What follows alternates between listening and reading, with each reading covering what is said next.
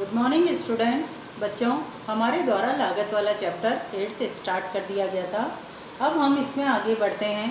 समय के आधार पर कल आपने जो लागतों के प्रकार पढ़े थे उसमें सामाजिक लागतें, अवसर लागतें, मौद्रिक लागतें और आपने लेखे के आधार पे लागतें व्यक्त और अव्यक्त पढ़ी थी।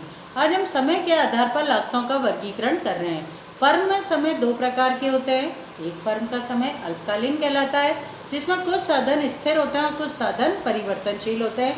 तो स्थिर साधनों की लागतें और परिवर्तनशील साधनों की लागतों के आधार पर लागतें 7 प्रकार की इसमें पाई जाती हैं। और दीर्घ काल के में सभी साधन परिवर्तनशील होते हैं, तो उसमें केवल 2 ही लागतों का अध्ययन किया जाता है। यहाँ पर मैं आपको आपके टॉपिक तक लेकर जा रही हूँ। समय लागत की अवधारणा में समय के आधार पर लागत के प्रकार आप पढ़ रहे हैं। यहाँ पर आपके समय को 2 भागों में बांटा गया है और उसके आधार पर लागतें भी 2 प्रकार की हो गई। एक लागत अल्पकालीन लागत कहलाती है और दूसरी आपकी दीर्घकालीन लागत कहलाती है। अल्पकालीन लागतों में कुछ वे लागतें शामिल होती हैं जो स्थिर साधन और परिवर्तनशील साधनों से संबंधित होती हैं। अल्पकाल के अंदर 7 प्रकार की लागतें प्राप्त होती हैं। पहली वाली लागत, जिसे कुल स्थिर लागत के नाम से जाना जाता है, टोटल फिक्स्ड कॉस्ट, जिसे हम शॉर्ट में कहते हैं TFC। टोटल फिक्स्ड कॉस्ट, जिसे शॉर्ट में हम कहते हैं TFC। इसकी परिभाषा, इसका सूत्र, इसके उदाहरण और इसका चित्र हम एक साथ अध्ययन करेंगे। फिर हमारे दूसरे नंबर की लागत के अंतर्गत कुल परिवर्तित लागत, टोटल वेरिएबल कॉस्ट, शॉर्ट में इसे TVC के नाम से जाना जाता है। टोटल वेरिएबल कॉस्ट की भी परिभाषा, सूत्र, इसके उदाहरण और इसका चित्र क्या होता है वो आपको एक साथ अध्ययन कराया जाएगा।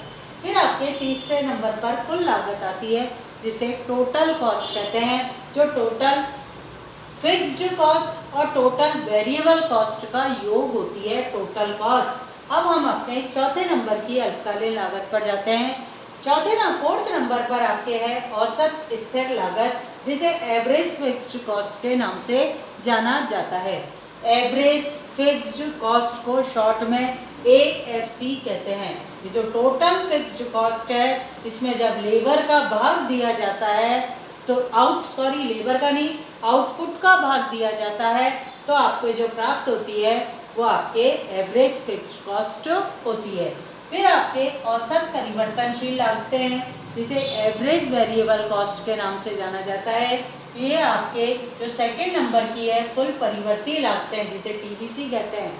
इस TVC के अंदर जब आउटपुट का भाग दोगे तो आपको जो प्राप्त होगी वो औसत परिवर्तनशील लागत या ABC होगी। इसी प्रकार से छठे नंबर पर औसत लागत प्राप्त होती है।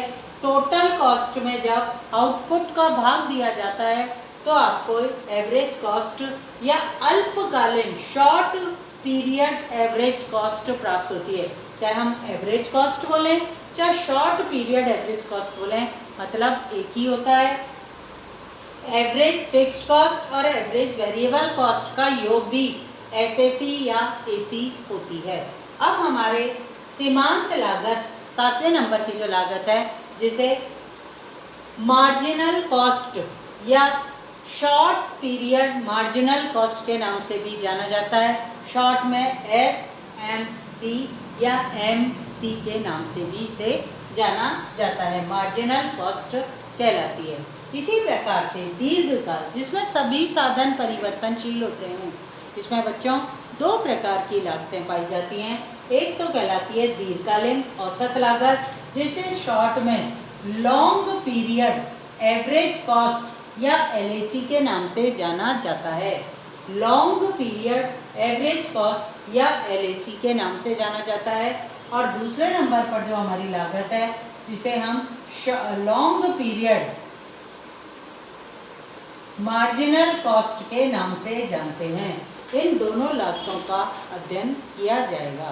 बच्चों, ये जो समय के आधार पर लागत के प्रकार हमारे दे रखे हैं, ये वेरी इंपॉर्टेंट क्वेश्चन है।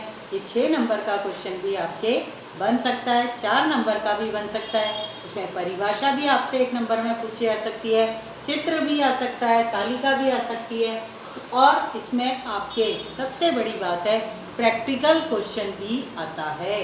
लागत, अल्पकालीन लागत के जो 7 प्रकार आपके दे रखे हैं, इसमें प्रैक्टिकल क्वेश्चन भी बनता है।